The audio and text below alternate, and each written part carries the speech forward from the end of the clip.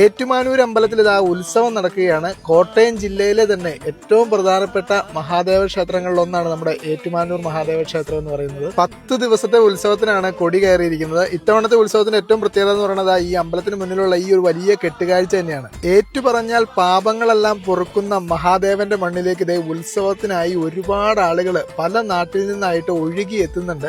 8ാം ഉത്സവത്തിലെ ഏഴര പൊന്നാന ദർശനം അതീവ ദർശന പ്രാധാന്യമേറിയ ഒന്ന് തന്നെയാണ്.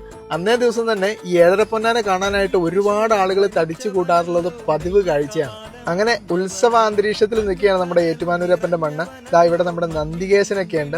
എന്തായാലും ഈ ഉത്സവം മിസ് ചെയ്യുന്ന ഒരുപാട് മലയാളികളൊക്കെ വിദേശത്തുണ്ടാവൂലേ, അവർക്കായിട്ടാണ് ഈ ഒരു വീഡിയോ ഞാൻ സമർപ്പിക്കുന്നത്. കാരണം ഈ ഒരു കെട്ടുകാഴ്ചയുടെ ഭംഗി തന്നെ എടുത്തു പറയേണ്ട ഒന്ന് തന്നെയാണ് കേട്ടോ. അതുപോലെ ഉത്സവത്തിന് നെറ്റിപ്പട്ടം കെട്ടി നിൽക്കുന്ന ആ ഒരു ഗജവീരന്മാരും ആ ഒരു പ്രദക്ഷിണവും ആ ഒരു മേളവും താളവും ഒക്കെ കൊണ്ടും നമ്മുടെ ഏറ്റുമാനൂരപ്പന്റെ മണ്ണ് ഉത്സവ ലഹരിയിൽ ആറാടുകയാണെന്ന് വേണം പറയാൻ. ഈ വർഷം ഏറ്റുമാനൂരമ്പലത്തിലെ ഉത്സവത്തിന് പോയവരൊക്കെ ഉണ്ടെങ്കിൽ അവരൊന്ന് ഈ വീഡിയോയ്ക്ക് താഴെ കമന്റ് ചെയ്യുക. ഇനി പോകാൻ പറ്റാത്തവരൊക്കെ ആണെങ്കിൽ എത്രയും പെട്ടെന്ന് പോവുക.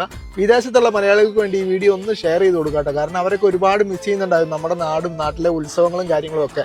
അപ്പോൾ അവർക്കായിട്ട് ഈ വീഡിയോ ഒന്ന് ഷെയർ ചെയ്യുക. അതുപോലെ തന്നെ അടിപൊളി കാഴ്ചകളാണ് ഇവിടെ വന്നു കഴിഞ്ഞാൽ നിങ്ങൾക്ക് കാണാൻ പറ്റുന്നത്. അപ്പോൾ എന്തായാലും ഉത്സവവും ഉത്സവാന്തരീക്ഷവും ഒക്കെ ഇഷ്ടപ്പെടുന്നവർക്കായിട്ട് ഈ വീഡിയോ ഒന്ന് പരമാവധി ഷെയർ ചെയ്തേക്കുക.